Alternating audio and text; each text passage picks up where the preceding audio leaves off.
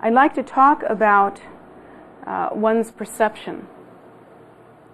That's not a new thought, not very unusual. Everyone knows that we have perception, but perception is the kind of thing that we rarely actually analyze until we are so uncomfortable with something that we've perceived that we have to do something about it. For instance, if we were to perceive, let's say, a situation or scenario in our life that made us extremely uncomfortable and could not get past it in some way, could not overcome that discomfort, we'd have to sit down and analyze it. We'd have to think what we are seeing and how we are feeling what we're feeling and what can be done to change it, and so on and so forth.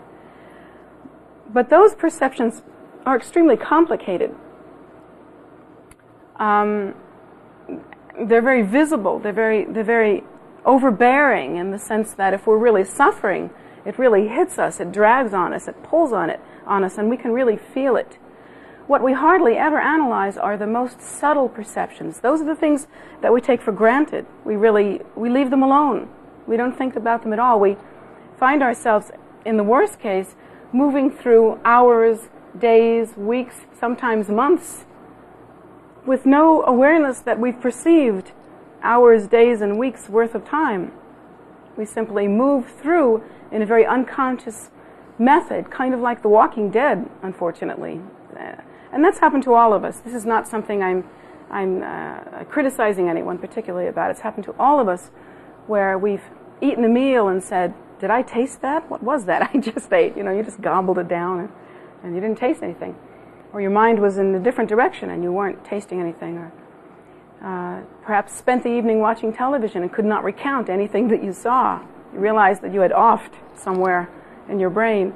Or perhaps spent a couple of hours doing your meditation and practice and really could not remember which prayers you had said. The process was somehow so mindless. Or perhaps you could look back at the end of the day and wonder where the day went. We've all had that feeling, haven't we? We've all gone into a kind of sleepwalking kind of state. In some cases, it might be so that that's a survival mechanism, that the organism needs to fade out for a while in order to rest and recoup. Sometimes, in some cases, we train ourselves to live like that because we have lived through some trauma. But from the deepest point of view, from the point of view of Buddha Dharma, that is actually a karmic condition called ignorance or dullness that we all have, and it's part of our karmic condition. But in fact, we do perceive constantly, and we don't think about it. Here we are perceiving a glass of water with lemon in it. And we don't really take account of that. We don't really think how amazing it is that the water is wet. We don't think about the temperature of the water. We don't think that it's being held in this glass. We don't think about what would happen if we dumped it out. We don't think about how we perceive it under different conditions. Like right now, I would get a little nervous if this water weren't here. And the reason why is that my mouth gets dry when I talk. But there are lots of times when you have a glass of water and it's just nothing. It's no big deal. What's a glass of water? There's plenty of water around. But if you just run a race or done some exercise, a glass of water is like God. If you've just worked out, maybe done some aerobics, and somebody gives you a glass of cool water, it's like you're stimulated. You really want that water. You can just taste it. You really need it. And if any of you have gotten to the point through exertion or through being in a dry climate where you are so thirsty that you can't think of anything else, water takes on a whole different kind of experience. It's just so amazing. I remember when I was in India and you had to go to stores and you never knew which stores sold it, but you'd have to go to stores and buy bottled water. Otherwise you'd have to drink hot tea from a restaurant, and when it's boiling hot outside, you'd probably pull the ears off your grandmother to get some cool water. I mean, you'd do anything, to get some water. And so water became a very important thing. I don't know about that, pulling your ears off your grandmother, but it seemed like a very expressive way to put this out. Certainly cuts a picture, doesn't it? So anyway, water becomes so important. And then, have you ever thought about the difference in the perceptual experience that you've had? of water being almost invisible, or water being life, everything. So important. And in the course of human relationships, that's happened to us too, that we've been with a certain person, and the person is our friend, or our husband, or our wife, or what have you, or child, and we spend days, years maybe with that person, taking them for granted. Nothing. We think of nothing. It's just dull. The process is dull and it's kind of stupid. And then suddenly we lose that person, whether temporarily or permanently. Or that person turns away from us, or something happens, and suddenly we realize the value of something so precious. And we wonder how it was that we could have wasted so much time, and we wonder why can't we play that time back and have it back again? So perception is an interesting bit to play with, isn't it? It's really interesting. The basis of perception, according to the Buddha's teaching, is the fundamental idea of individuality. The fundamental idea of self-nature being real and solid. Now, if you think about it, the way that one must understand self-nature is to distinguish self from other. You can see that, can't you? It has to be done. One could not conceive of self-nature without distinguishing self from other. Otherwise, it would have no meaning. Self-nature would not be a perceptual experience that was contained within a certain definition. It would have no meaning. Without distinguishing between self and other, one might have perception, but that perception would not be subjective-objective. It would be non-specific. It would be more like wakefulness. More like wakefulness. But that isn't the case with our perception. Our perception is based on distinguishing self from other. And that is constantly the case. And if you cannot understand that, you have to perform little tests on yourself. And you'll see that that is true. Normal waking consciousness is really based on distinguishing self from other.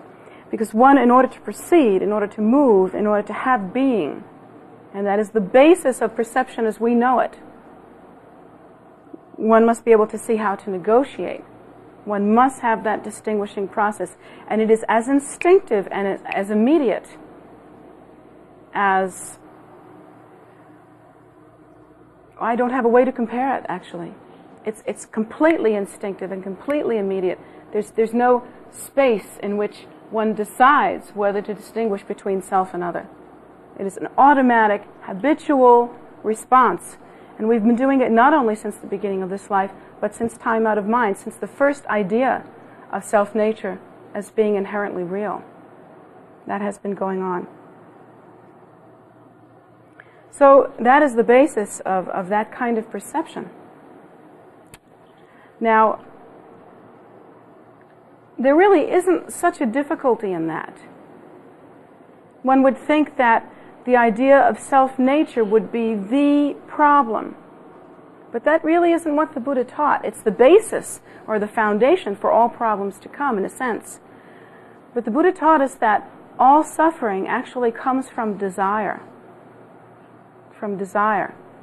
When we begin to experience self-nature as inherently real, how does this desire come about? I think we think of that in the wrong way. In the same way that we have a prejudice against, say, money. We think that money is the root of all evil. That's not true. Money is a little coin, or it's a little piece of silver or copper, a little piece of paper.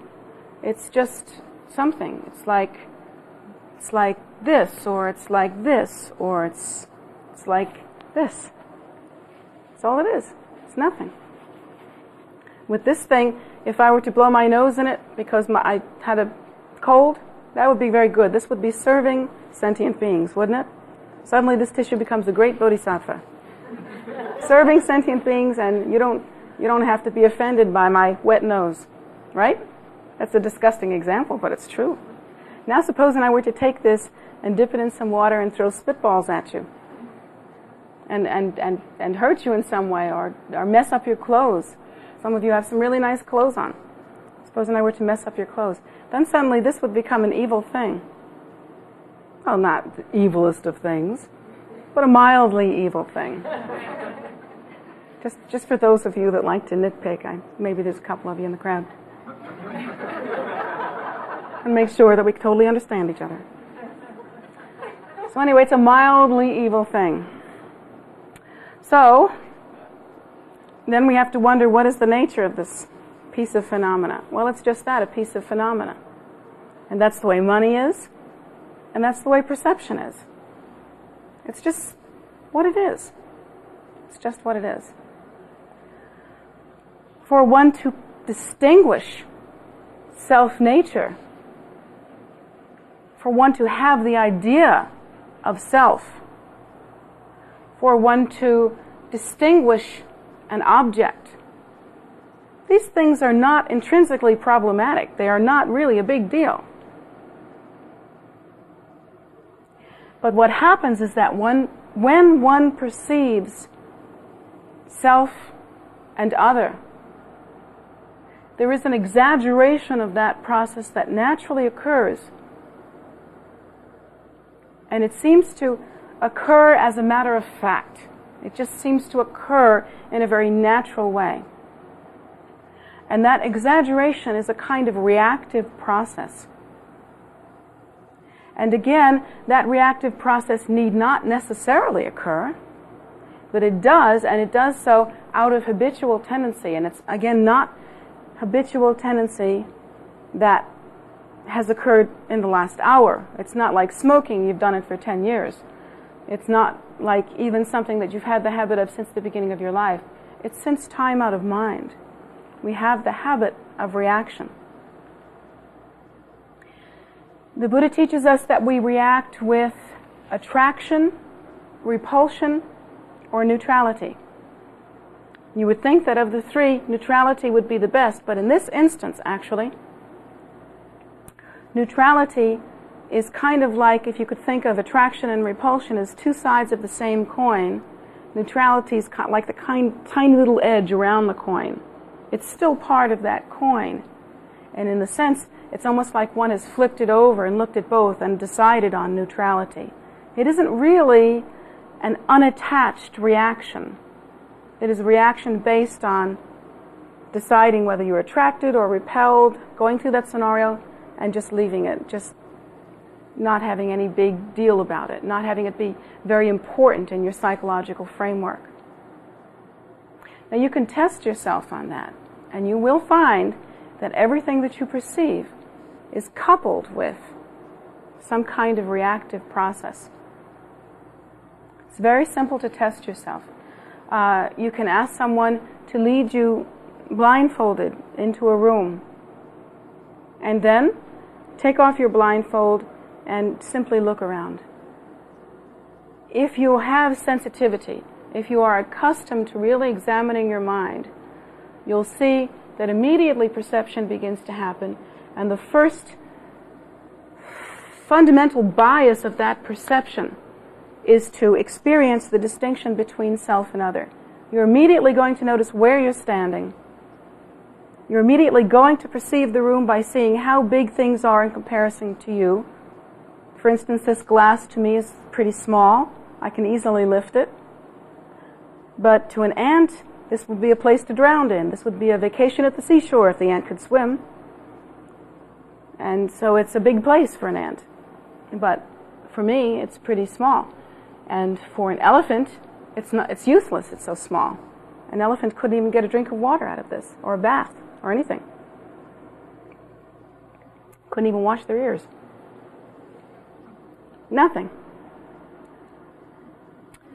So we have to understand that when we walk into this room and remove the blindfolds, what happens to us, the next steps that occur to us, are going to happen to us due to seeing the distinction between self and other. And perception is based on self-perception. In fact, all the perception, all the five senses, the common senses that we experience are actually an extension of one's own ego. They are perceived relative to self. That's easily understood. You know, a dog is going to perceive, even due to their size and their habit, certain things differently than you are. I mean, dogs perceive trees much differently than you do, especially little male dogs. Really. You understand that, don't you? So the whole perceptual process is really based on self-nature. So when you get into the room, you're not going to experience probably something that big. And the reason why is that you're going to see that you are in the room. You're going to see the room around you. Neither will you experience something as big as the world. Because due to your size, you'll be able to make relative comparisons. The next thing that will happen, and of course that's the way for you to understand that what you perceive is a direct display of the perception of self-nature as being inherently real. But the next thing that will happen to you is you will be hit with impressions, many different impressions. And different people have different kinds of perceptual experiences. Some people immediately perceive symmetry. Their minds are like that. They see if things are straight and organized. You know, some people notice immediately if a thing is clean or dirty. Some people notice color first off. Some people perceive that there's no one else in the room beside them. That's where their perception starts. Some people will perceive the amount of light and darkness in the room.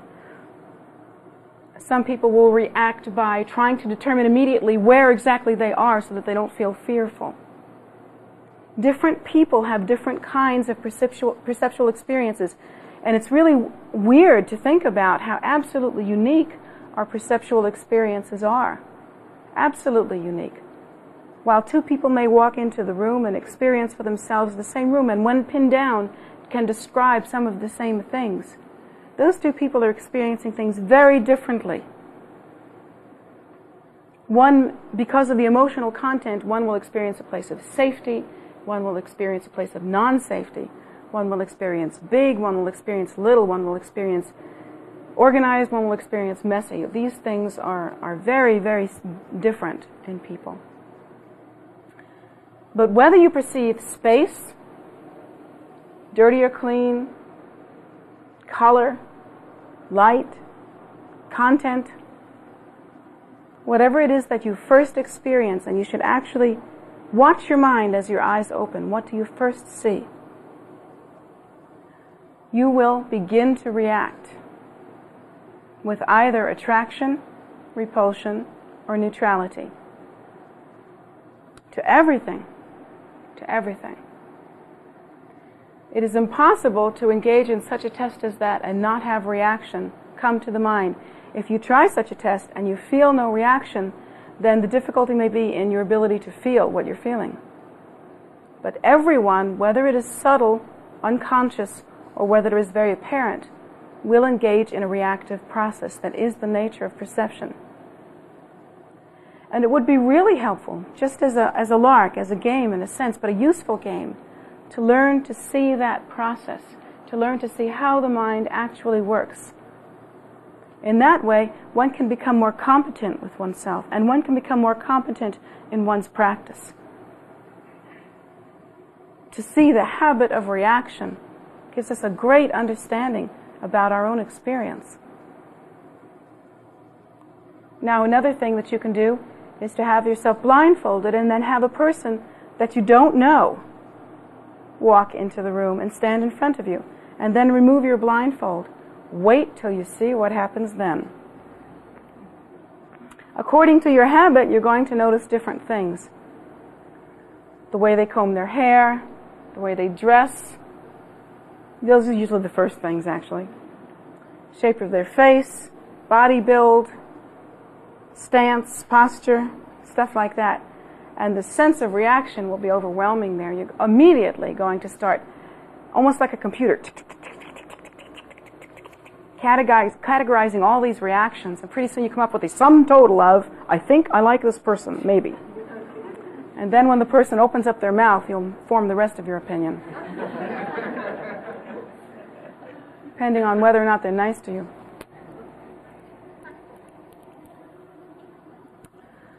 So our habit, the exaggeration of perception, is to engage in reaction. How does this reaction actually occur? What is the psychological format for that? Well, it's a pretty broad subject, and it's kind of difficult to cover in a short period of time. But it's worth thinking about. Truly it is. The idea that self-nature is inherently real is such a strong and potent perceptual bias for us. It is an idea that we have had since time out of mind. That everything that we do, all of the perceptions that we have, must constantly enforce that perceptual bias. It must constantly happen. That we decide again and again and again, in a sense, that self-nature is inherently real. And that's because, in one way, that's because since we have had the idea of self-nature as being inherently real, since time out of mind, and since we have proceeded with this bias since time out of mind, we literally see nothing else. That is the fundamental bias. Everything that we see, everything that we understand, everything that we perceive is based on that. Everything comes from that. It's the root. So, when we have all of our perceptions, they are experienced in a sense as a kind of continuum. A continuum of self-nature moving through time. And if we think about it, every experience that we have had since we can remember has been the experience of self moving through time, a sense of continuum. We know no other experience. It's a bit like being born on a merry-go-round. If you're born on a merry-go-round and you spent your whole life going around like this, that's all you know, and you don't know that you're going around like this. You have no idea that you're doing that, because you have nothing to compare it to. There's nothing to compare it to. And if you stopped, if you got off the merry-go-round, having been born on the merry-go-round, you would probably feel like you were dying. It would be chaotic. There would be no understanding. And so we relate to the sense of continuum like that. The Lamas have told us that there is a purer kind of perception, that there is a very spacious, natural abiding that we can attain through our meditation. We don't believe that, because we don't know any better. We've never seen anything else. We hear that and we go, yeah, must be nice. And every now and then we get a real scary glimpse of it. You know, it's kind of like the person born on the merry-go-round looking off at those people standing still going, ew, that looks weird. So we get a little freaked out by the idea, actually. And even if we have a sense of spaciousness at some point, we don't know how to recognize it. If that merry-go-round were to slow down temporarily through our meditation, if we were to taste a piece of space, we wouldn't know how to recognize it. We know this continuum, and this continuum continues, and that's the nature of the continuum. Sounds pretty simple, doesn't it? But if you don't think about it, it can be a real revelation for you. So our experience is this self-nature moving through time and space, this continuum.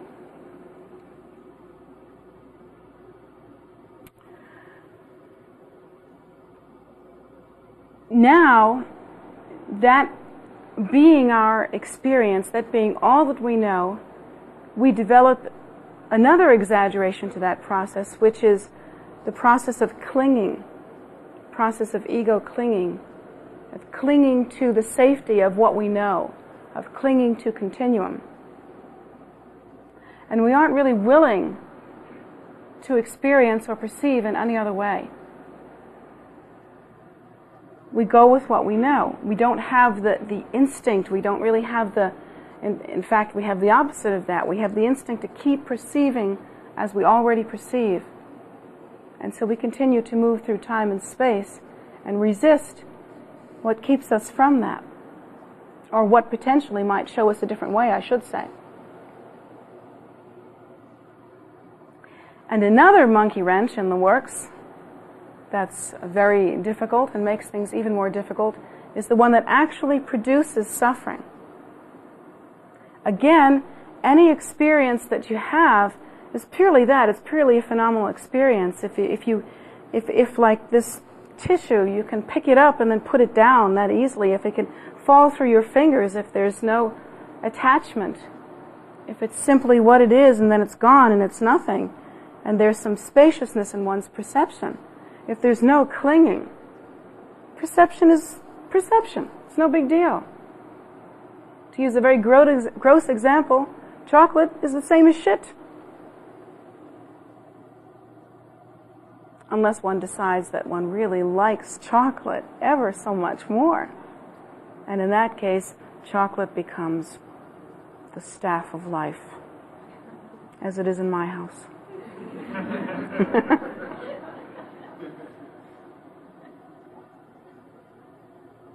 So chocolate becomes very important, and it becomes something that you cling to. But otherwise, it's phenomena. There's this and this and this and this and this, and that's it. So big deal. And here's where the Buddha says we really start to put a hurting on ourselves. Of course, he didn't say it in quite that way. But we do experience this suffering, and this suffering is desire. So I've run through this whole scenario of different instances, different things that happen in order to get to this point. And do you see how we've gotten to this point? There was this fundamental bias of self-nature as being inherently real. There is this constant knee-jerk reaction process, or reactive process. And that reactive process is based on distinguishing self from other. And that distinguishing self from other is, again, instinctive, immediate. There's no space in that. It's immediate. Because we have already decided, we already have this fundamental bias, this fundamental assumption of self-nature as being inherently real. So this reactive process naturally occurs. This distinction process naturally occurs, and it's kind of a step thing. One builds on top of the other, and in a sense they're like gears. They're all very much linked. It would be very hard to separate any of those processes. But where the clinker comes in, the one that really puts the hurt into us, is where desire enters the picture. Once one moves into a very strong habitual bias toward ego clinging, once one moves into a very strong habitual tendency of reinforcing that through ensuring the safety of self-nature,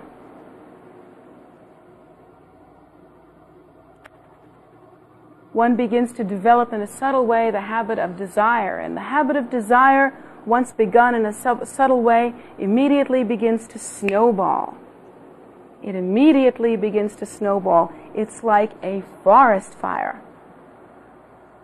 Desire feeds on itself. It increases itself and makes itself stronger and stronger and stronger and stronger and stronger. And pretty soon, it's a mire that one cannot get out of.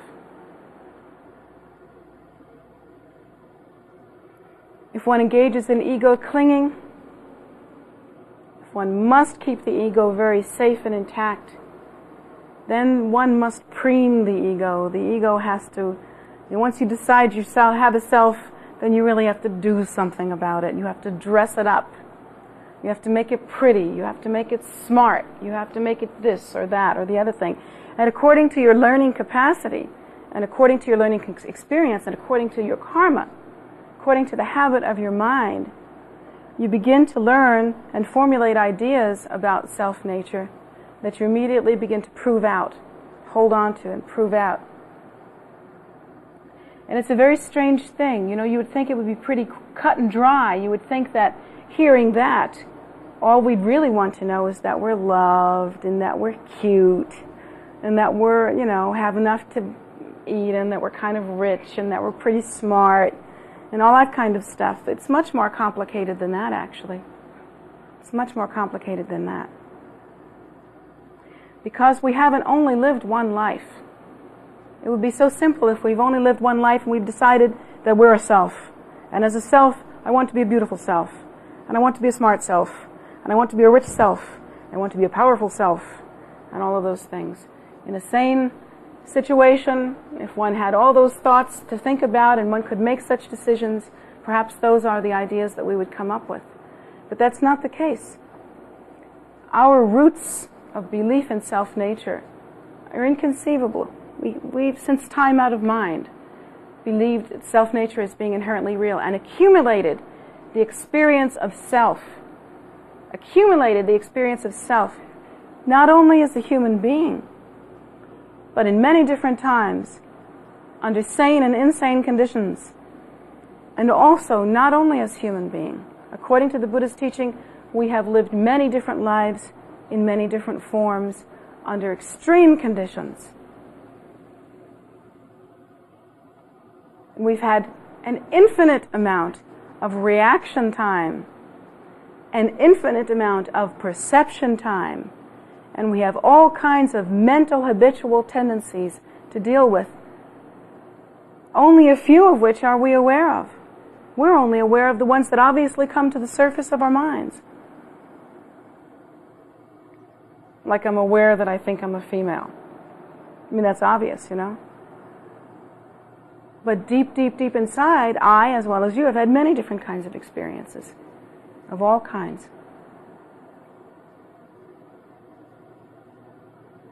So now this becomes extremely complicated, doesn't it? And you just throw up your hands and wonder, what am I supposed to do with this information? Perhaps just give some thought to perception. Perhaps just give some thought into understanding that the experience that you're having now should not just be taken for granted, but rather we should understand that, as the Buddha taught, we are wandering in cyclic existence. In a sense, and this is the way I put it, not the way the Buddha put it, wandering in a dream, like a perceptual fugue state in a way, like a dream, just due to this perception of continuum constantly occurring, and occurring in this way through habitual tendency. What is happening now that creates the most suffering is desire. We are now clinging to the idea of self-nature. It's all that we have ever known. To us, the idea of no self seems like death, chaos. We register the idea of known self as non-existence.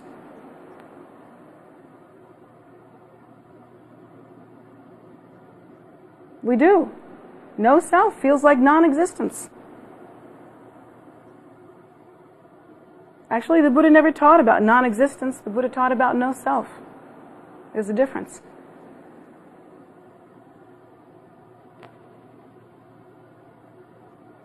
But that's what our experience is, and that's what we know. Self-nature and the experience of moving through time and space, this continuum. And so we cling to self-nature. And since you've got a self, you've got to try to make it right somehow. You've got to try to get comfortable. If in the past you've experienced the karma of hatred and anger, in this life you're going to see a reflection of that. And sometimes people that have experienced a great deal of hatred and anger will have the habit of that, and they'll actually try to be happy and try to satisfy their desire by hurting others, believe it or not, by having power. Or perhaps in the past you've had a lot of experience of selfishness. Maybe even in an ignorant way, such as, I don't know, the selfishness of one animal stealing food from another animal. Maybe you have a lot of that kind of habit. And so now that habit will show itself in this lifetime. And in this lifetime, perhaps there's a poverty due to the reflection of that selfishness. The Buddha teaches us that the karma of that kind of selfishness would probably ripen as deprivation, a mental deprivation, sense of deprivation, and it would play out in the display of one's life. So it may be seen as poverty. Poverty. And so what does one do when one is poor? One tries to get more, tries to get more, tries to get more. Quick, let's make some money. Let's try to get some money. Let's try to get some money from you. Let me take some from you. And so the beat goes on, the pattern continues, and the suffering is there. Now, that person that is trying to get power over others, and that person that is experiencing poverty, what do you think the root of their problem is? The root of their problem is still desire. The interesting thing about those two people is that they both want to be happy. Isn't that odd? If you think about it, if a person robs a bank, they do so because they want to be happy. Even if a person kills somebody, really terrible thing to do. I don't recommend it, ever. If a person kills, if a person does really horrible things, the kind of things where you read about people in the paper because they've done really awful things, that kind of thing, do you know that person wants to be happy? You know that's the impulse that makes them do that? Do you realize that? But their confusion is so deep, and their habitual pattern is such a heavy drag that they perceive happiness in that way. A serial murderer who does horrible things to his victims feels like a rush of potency or something like that, and wishes to be happy, trying to keep on that rush of potency to have domination over others. It's twisted and it's ugly, but the thing that we as sentient beings all have in common is that we all wish to be happy. And the thing that messes us up every time is desire, and how twisted all of that can get. Now, of course, none of us are probably axe murderers. Are any of you here like serial murderers or anything like that? Oh, no. Well, listen, let me tell you. Future serial murderer. If I don't end this class soon, he's going to go after women with curly hair.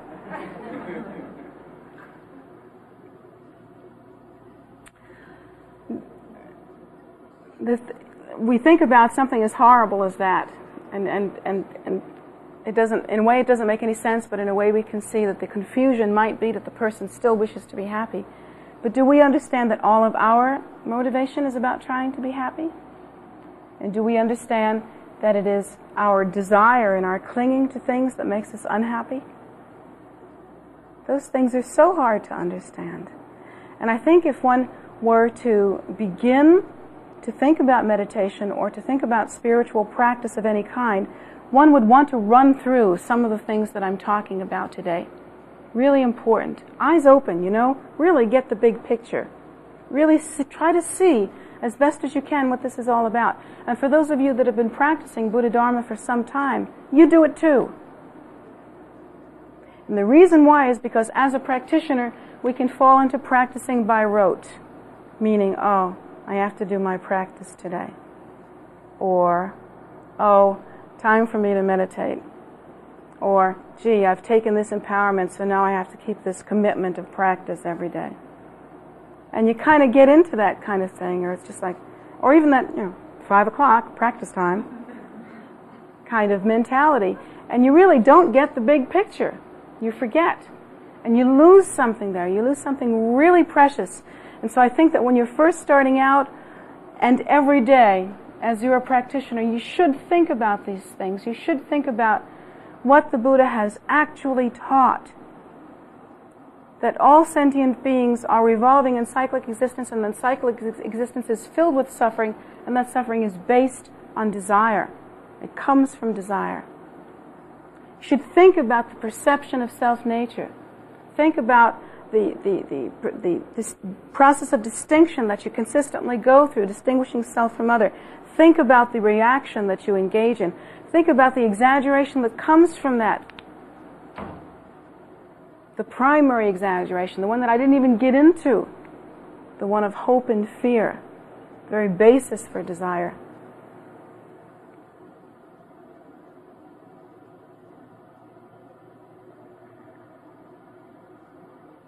If we think about that, if we really understand that to the depth of our being,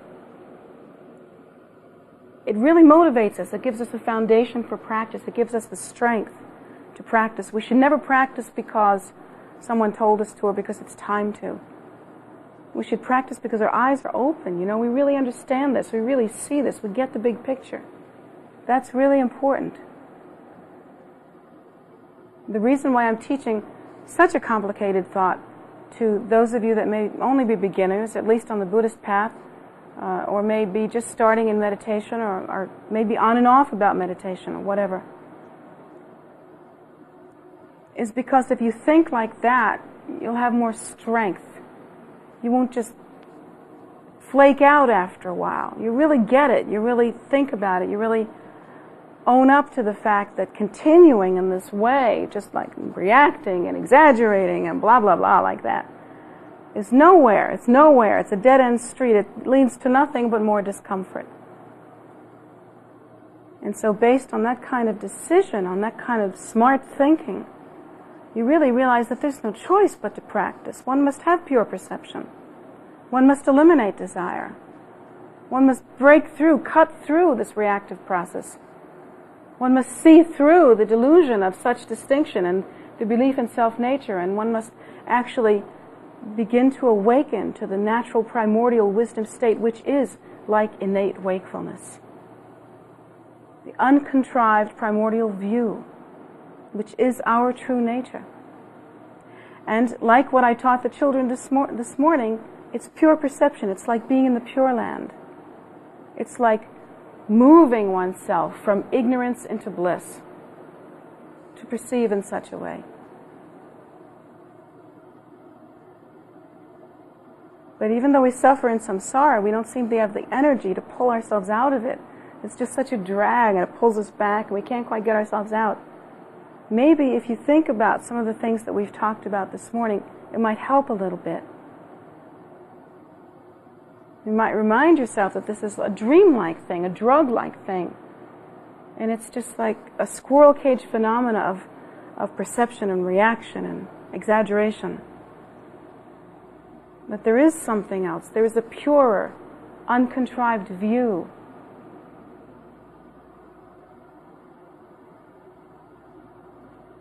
That is what the Buddha said when he described himself as being simply awake.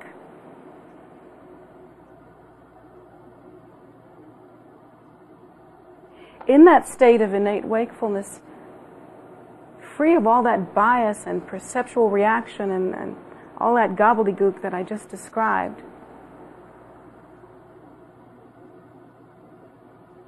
one no longer has the building blocks for suffering, because the reaction and the desire are simply not there. They've been pacified. And so therefore one abides in a spontaneous and natural way in a state of bliss.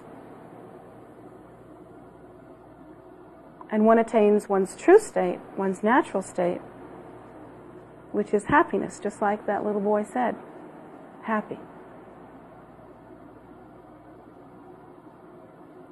So for those of you that are beginning to practice, I hope that that's helpful to you as a guide, as something to really chew on. I hope you chew on it. I hope you don't just glaze over and forget about it. I hope you really chew on it and decide for yourself what you should do. And for those of you that have been practicing, please remember why. Don't just practice by rote. You get into the housewife syndrome. You know what the housewife syndrome is? You have to get creative about cooking every day at 6. This gets a bigger laugh usually from women than it does from men. We can understand this. At any rate, thank you very much for coming today.